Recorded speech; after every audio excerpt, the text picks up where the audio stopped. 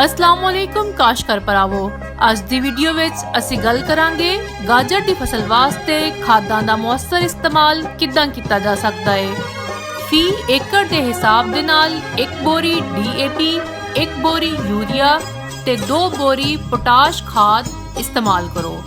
Phosphorus ਤੇ potash ਬਵਾਈ ਦੇ ਵਕਤ ਜਦੋਂ ਕਿ ਨਾਈਟ੍ਰੋਜਨ 2 ਕਿਸ਼ਤਾਂ ਦੇ ਵਿੱਚ, ਪਹਿਲੀ ਕਿਸ਼ਤ ਬਵਾਈ ਦੇ ਵੇਲੇ ਤੇ दूसरी बाद ਦੇ ਵਿੱਚ ਫਸਲ ਦੇ ਹਾਲਾਤ ਨੂੰ ਮੱਦੇਨਜ਼ਰ ਰੱਖਦੇ ਹੋਏ ਪਾਓ। ਅਗਰ ਤੁਸੀਂ ਬਵਾਈ ਦੇ ਵੇਲੇ ਪੋਟਾਸ਼ ਖਾਦ ਨਾ ਪਾ ਸਕੋ ਤੇ ਪੋਟਾਸ਼ ਖਾਦ ਦਾ ਸਪਰੇਅ ਵੀ ਬਾਅਦ ਦੇ ਵਿੱਚ ਕੀਤਾ ਜਾ ਸਕਦਾ ਹੈ।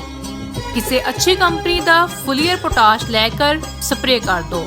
ਪਹਿਲਾ ਸਪਰੇਅ 50 ਦਿਨ ਦੀ ਫਸਲ ਨੂੰ ਕਰੋ ਤੇ ਦੂਜਾ ਸਪਰੇਅ 65 ਦਿਨ ਦੀ ਫਸਲ ਨੂੰ ਕੀਤਾ ਜਾ ਸਕਦਾ ਹੈ।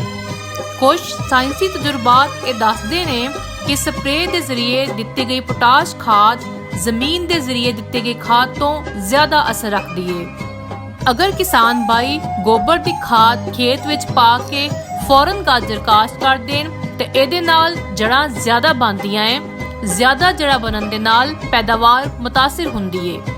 इस तो इलावा गाजर की धुलाई ते सफाई बहुत मुश्किल हो जाती है। अगर गाजर तो पिछली फसल नू गोबर की खाद पा दिती जावे ते इहदा फायदा गाजर नू भी हुंदा है। साइंसी तजुर्बियां तो यह साबित होया है कि गाजर की फसल नू काश्त करन तो कम से कम 3 महीने पहले गोबर की खाद पा देनी चाहिए है।